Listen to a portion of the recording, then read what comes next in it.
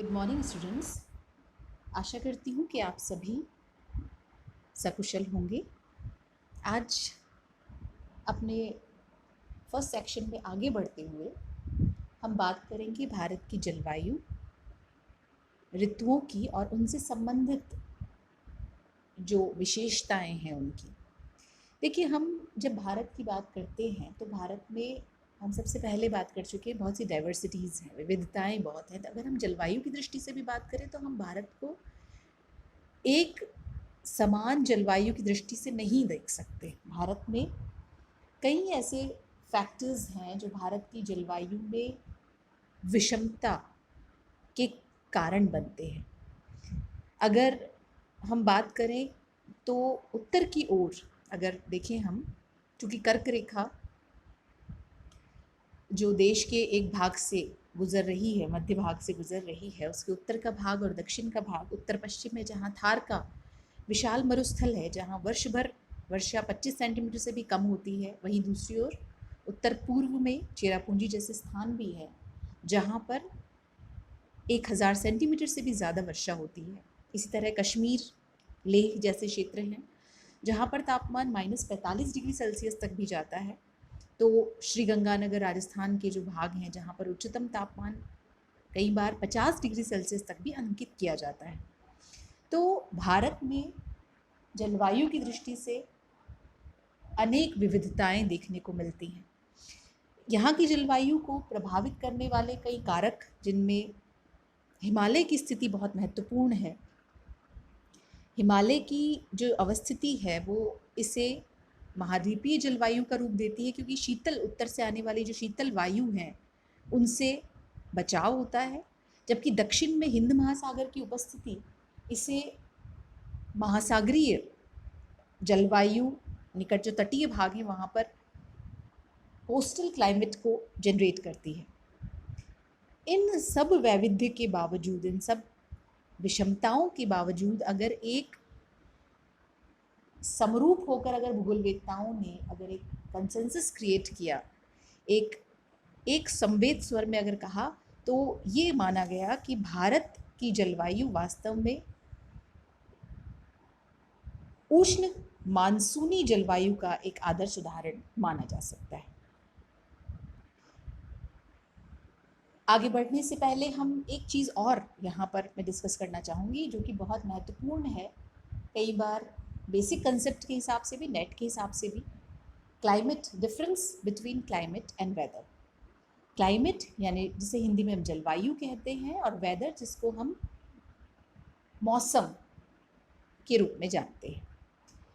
जलवायु मौसमी दशाओं का कुल योग होता है जो कि एक लंबे समय, जनरली ये लंबा समय लगभग 30 वर्ष का होता है। 30 वर्ष के आंकड़े लेकर उनका एवरेज ज्ञात करके किसी स्थान की जलवायु डिटरमिनेट की जाती है। जबकि वेदर या मौसम जो है वो किसी स्थान विशेष पर एक समय विशेष में जो वायुमंडलीय दशाएं हैं उनको कहा जाता है। एक बात यहाँ पर विशेष है कि इसमें टाइम स्पैन यानी अवधि बहुत महत्वपूर्ण है। दोनों में कॉमन फीचर वही है, दोनों में जो एलिमेंट्स हैं, जो तत्व हैं वो सेम है। टेम्परेचर, एटमॉस्फेरिक प्रेशर, वायुमंडलीय दबाव जिसे कहते हैं, हवाएं हैं, आर्द्रता है, वर्षा है, ये सब सेम फैक्टर्स हैं। लेकिन क्या कुछ एक महीने का, एक दिन का वो मौसम हो सकता है, जबकि एक लंबे समय में इन वायुमंडलीय दशाओं का औसत 30 वर्ष का वहाँ की क्लाइमेट को, वहाँ की जलवायु को सुनिश्चित करने में, निर्धारित करने में सक्षम होता है। ये हमने जलवायु और मौसम की बात की। अब हम आगे बढ़ते हैं। सबसे इम्पॉर्टेंट चीज़ है ये, कई बार ये पूछ लिया जाता है कि भारत की जलवायु को प्रभावित करने वाले कारक बताइए। तो पहले ये जानना बहुत ज़रूरी है कि भारत की जलवायु, जिसमें इतनी वेरिएबिलिटी देखने को मिलती है, इतनी विषमताएं देखने को मिलती है, ऐसे कौन कौन से कारण हैं। तो सबसे महत्वपूर्ण कारक है वो है अक्षांशीय अवस्थिति। भारत की अक्षांशीय की अवस्थिति की अगर हम बात करें तो भारत के मध्य से हमें पता है कि ट्रॉपिक ऑफ कैंसर यानी कर्क रेखा गुजर रही है, जिसमें रन ऑफ कच्छ से वेस्ट में मिजोरम इन ईस्ट तक है, और इसमें आधा जो देश है वो सदर्न पार्ट के अंतर्गत आता है, ट्रॉपिकल एरिया में यानी उष्णकटिबंधीय क्षेत्र में, और रिमेनिंग जो नदर्न पार्ट है वो सब ट्रॉपिक यानी उपोष्ण कटिबंध के अंतर्गत आता है। इसीलिए यहाँ पर ट्रॉपिकल और सब ट्रॉपिकल दोनों प्रकार की जलवायुवीय दशाएं देखने को मिलती हैं।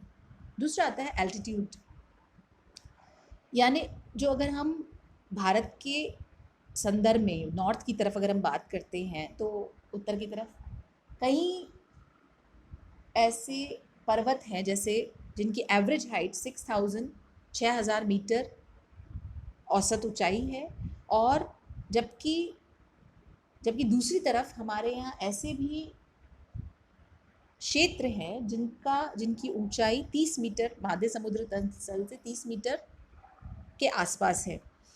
हिमालय जहाँ ठंडी उत्तर से आने वाली ठंडी हवाओं से हमें बचाता है, और सेंट्रल एशिया के कंपैरिजन में हमारी जो क्लाइमेट है वो माइल्डर हो जाती है। इसकी वजह से साइबेरियाई ठंडी हवाओं का असर यहाँ पर नहीं हो पाता। ये एक महत्वपूर्ण विशेषता है। इसी तरह से हम प्रेशर और विंड्स की बात करते हैं। देखिए, अगर क्लाइमेटिक डिटर्मिनेशन में अगर हम बात करें तो वायुदाब और सरफेस विंड किस तरफ से चल रही हैं, क्योंकि सरफेस विंड सी ब्रीज या कंटिनेंटल ब्रीज हो सकती हैं, यानी कि स्थलीय समीर, सागरीय समीर कहाँ से होकर के चल रही हैं, उससे मानसून निर्धारण पर बहुत अधिक प्रभाव पड़ता है। इसी तरह से जो अपर एयर सर्कुलेशन है यानी उच्च तलीय वायुमंडलीय संचार, जिसमें जेट स्ट्रीम बहुत महत्वपूर्ण है जो मानसून की तीव्रता के लिए उत्तरदायी होती है। Western cyclonic disturbances and tropical cyclone, जिनके कारण ट्रॉपिकल साइक्लोन तो वो हैं जो कि उष्णकटिबंधीय चक्रवाती क्रम है, सिस्टम जब डेवलप होता है जिसके कारण वर्षा तंत्र जब विकसित होता है तो वर्षा बहुत अधिक होती है। और वेस्टर्न पश्चिमी, इसी प्रकार से पश्चिमी विक्षोभ भी देखने को मिलते हैं, पश्चिमी अवदाब देखने को मिलते हैं, जिसके कारण चक्रवाती क्रम उत्पन्न होता है। इसके अलावा जो फैक्टर हैं वो डिस्टेंस फ्रॉम सी यानी कि समुद्र से दूरी बहुत महत्वपूर्ण है। ये हमें ज्ञात है कि जो स्थलीय भाग तट के निकट होते हैं वहाँ पर जो क्लाइमेट होती है ना तो बहुत गर्म होती है ना बहुत ठंडी होती है, और जो समुद्र से दूर जाते जाते हैं वहाँ पर महाद्वीपीय प्रकार की जलवायु होती है, यानी स्थल भाग जो स्थल की स्वभाव है वो शीघ्र गर्म और शीघ्र ठंडा होता है, जबकि जल का स्वभाव है वो देर से गर्म और देर से ठंडा होता है। इस आधार पर जो तटीय भाग हैं, जो प्रायद्वीपीय भारत का तटीय मैदानी भाग है, वहाँ पर क्लाइमेटिक कंडीशंस महासागरीय प्रकार की जलवायु देखने को मिलेगी, वो देर से गर्म और देर से ठंडा होगा, जबकि आंतरिक भाग शीघ्र गर्म और शीघ्र ठंडा होगा, जिसके कारण आंतरिक भाग में तापमान बहुत ज़्यादा भी होते हैं गर्मियों में और सर्दियों में बहुत कम भी होते हैं, जबकि तटीय भाग में समकारी प्रभाव बना रहता है, ना बहुत ज़्यादा ठंड ना बहुत ज़्यादा गर्मी। इसके अलावा नेक्स्ट फीचर आता है ocean currents along with on शोर विंड्स। वेरी इंपॉर्टेंट, हमने फिजिकल ज्योग्राफी में ये पढ़ा है कि जो समुद्री धाराएं हैं वो समुद्री धाराएं तट के भाग पर विशेष रूप से प्रभाव डालती हैं। अगर वो समुद्री धाराएं गर्म समुद्री धाराएं हैं तो वो तटीय भाग के तापमान को बढ़ा देंगी, और ठंडी समुद्री धाराएं हैं तो तापमान को तट पर कम कर देंगी।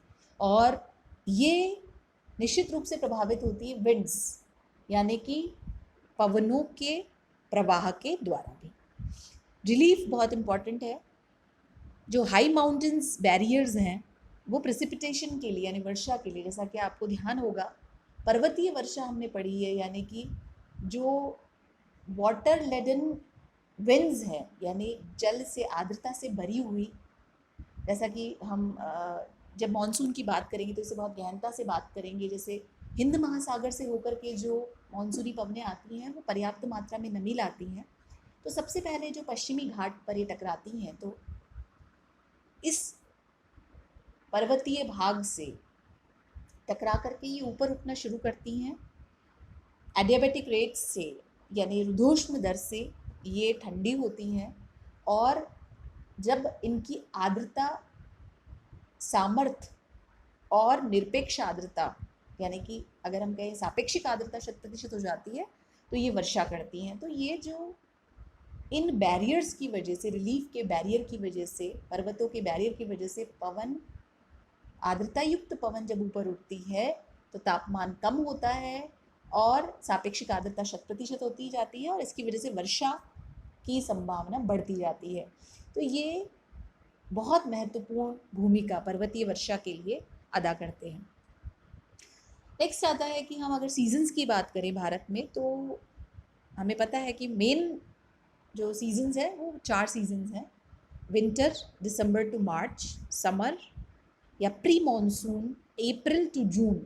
प्री मानसून इसे कहा जाता है इसीलिए, या समर इसे कहा जाता है, इसमें तापमान बहुत ज़्यादा होते हैं, वर्षा बिल्कुल नहीं, ह्यूमिडिटी बिल्कुल नहीं होगी, और इसीलिए, लेकिन मानसून से पहले का समय है, ह्यूमिडिटी क्रिएट होने लगती है लेकिन वर्षा नहीं होती, इसलिए इसे प्री मानसून सीजन भी कहा जाता है।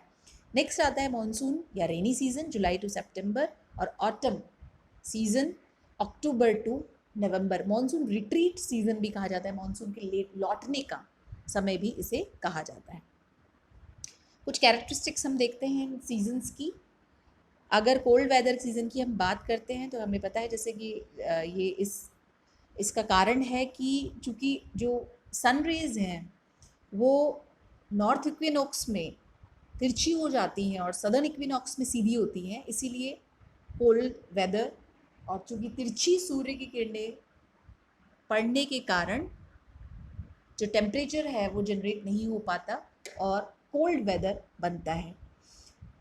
नॉर्थ इंडिया इन में लगातार निश्चित रूप से, चूँकि कर्क रेखा के ऊपर की ओर हम बात करते हैं, या आंतरिक, जैसा कि हमने देखा महाद्वीपीय जो भाग है, आंतरिक भाग की अगर हम बात करें तो तट से जैसे जैसे दूर जाता है वैसे वैसे महाद्वीपीय प्रकार की जलवायु, तो वो सूर्य की तिरछी किरणों के कारण तापमान वहाँ पर बहुत कम देखने को मिलते हैं, जबकि इस कोल्ड वेदर का प्रभाव तटीय भागों पर समकारी प्रभाव के कारण कम देखने को मिलता है। ये बहुत महत्वपूर्ण बात है।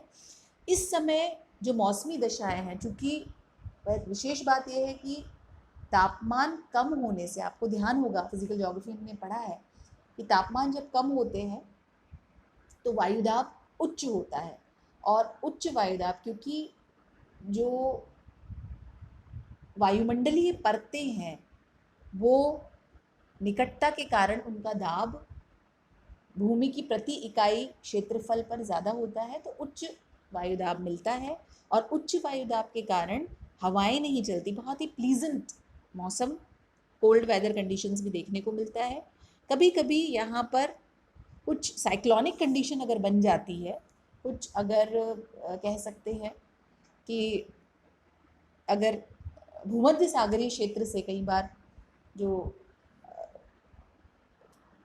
क्षेत्र, जो सिस्टम डेवलप होता है वो यहाँ पर पश्चिम से एंटर करके कुछ उत्तरी राजस्थान, पंजाब, हरियाणा के क्षेत्र में कुछ वर्षा होती है जिसे मावठ कहा जाता है, और ये जो क्रॉप है उस समय, जो रबी की क्रॉप है उसके लिए बहुत फेवरेबल होती है।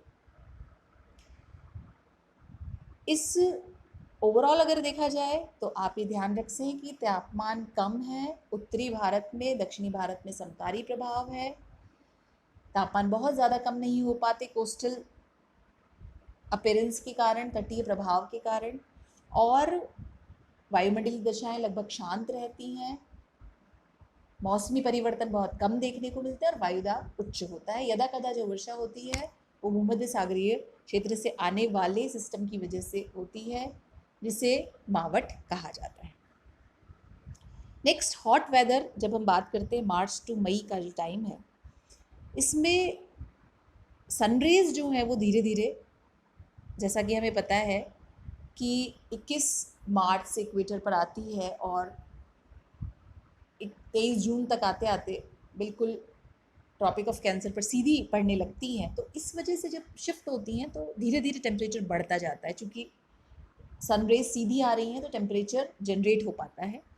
हाईएस्ट टेम्परेचर जो जो पाया जाता है वो राजस्थान के क्षेत्र में धीरे धीरे मई तक पहुँचते पहुँचते जो तापमान है वो बहुत अधिक हो जाता है, जिसके कारण यहाँ पर लो एयर प्रेशर सेंटर बन जाता है, यानी कि निम्न तापमान बहुत ज़्यादा। देखिए तापमान ज़्यादा होंगे तो उसके संपर्क में आने वाली जो वायु की परतें हैं वो गर्म होंगी। गर्म वायु हमेशा हल्की होती है, हल्की वायु ऊपर उठेगी, जिसके कारण वायुदाब कम होगा। इसीलिए हाई टेम्परेचर से के कारण लो एयर प्रेशर जनरेट हो जाते हैं धीरे धीरे। और एक बहुत ही महत्वपूर्ण बात है, इस समय लू चलती है जो पश्चिमी राजस्थान के क्षेत्र में देखने को मिलता है। तो पश्चिम से आने वाली जो गर्म हवाएं हैं, जिसके कारण तापमान और भी ज़्यादा बढ़ते हैं।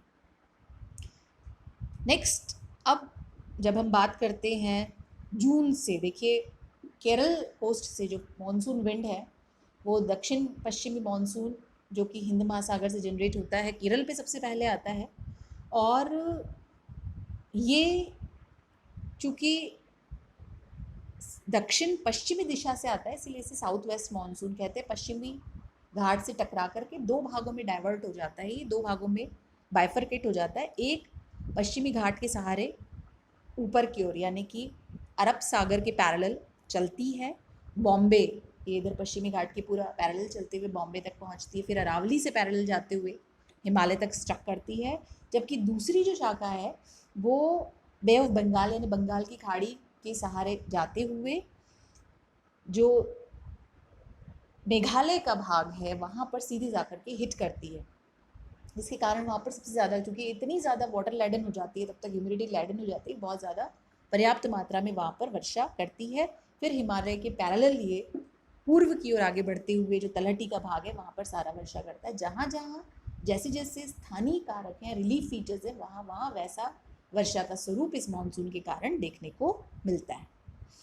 रिट्रीटिंग मानसून, जैसा कि हमने कहा अक्टूबर से नवंबर तक का टाइम है, क्योंकि अब वापस से जो सूर्य की किरणें हैं वो शिफ्ट करने लगती हैं और जो लो प्रेशर है वो लगातार वापस वीक होने लगता है, हाइयर प्रेशर बनने लगता है, क्योंकि यहाँ पर सूर्य की किरणें वापस तिरछी होने लगी हैं और तिरछी होने से टेम्परेचर जो है वो लो होता है, लो एयर टेम्परेचर से हाई एयर प्रेशर क्रिएट होता है। और इस समय अब जो हवाएं हैं उच्च वायुदाब यानी कि लैंड पर उच्च वायुदाब है, तो जो समुद्र की ओर, चूँकि वहाँ पर उसे कंपैरिजन में, क्योंकि देर से गर्म और देर से ठंडा होता है, तो उसे कंपैरिजन में जो एयर प्रेशर है वो लो होता है। तो हाई एयर प्रेशर यानी लैंड टू सी की ओर अब हवाएं चलती हैं और इसकी वजह से इसे मॉनसून रिट्रीटिंग यानी मॉनसून का लौटना कहा जाता है। इस समय मौसम साफ होने लगता है, क्लियर स्काई है, टेम्परेचर एक बार को बढ़ते हैं, जैसा कि आप देख सकते हैं एक बार को बढ़ते हैं टेम्परेचर, और रातें ठंडी होने लगती है, प्लीजेंट होने लगती हैं। और इसमें ख़ास बात ये है कि अगर इसमें बात की जाए तो यहाँ पर कभी कभी यदा कदा कुछ ऐसा, जो बे ऑफ बंगाल में कुछ ऐसा सिस्टम अगर डेवलप होता है तो तमिलनाडु तट पर कई बार इस रिट्रीटिंग मानसून की वजह से वर्षा देखने को मिलती है। अन्यथा पूरे शेष भारत में अब मानसून लौटने के वक्त सूखा प्रभाव रहता है। तो ये सारी जो वेदर्स हैं, ये सारे जो सीजन्स हैं, इनमें विशेष बात आप ये देखिए कि अगर इसे आप एक चार्ट के फॉर्म में बना सकते हैं जिसमें आप ये देखिएगा कि कौन सा वेदर, उनका महीना कौन सा है, उनका तापमान क्या है, उनका ह्यूमिडिटी लेवल क्या है और रेनफॉल स्टेटस क्या है, वर्षा किस प्रकार की है। ये दो तीन चीज़ों को लेकर के आप सारे सीजन्स को कैटेगराइज कर सकते हैं, समझ सकते हैं।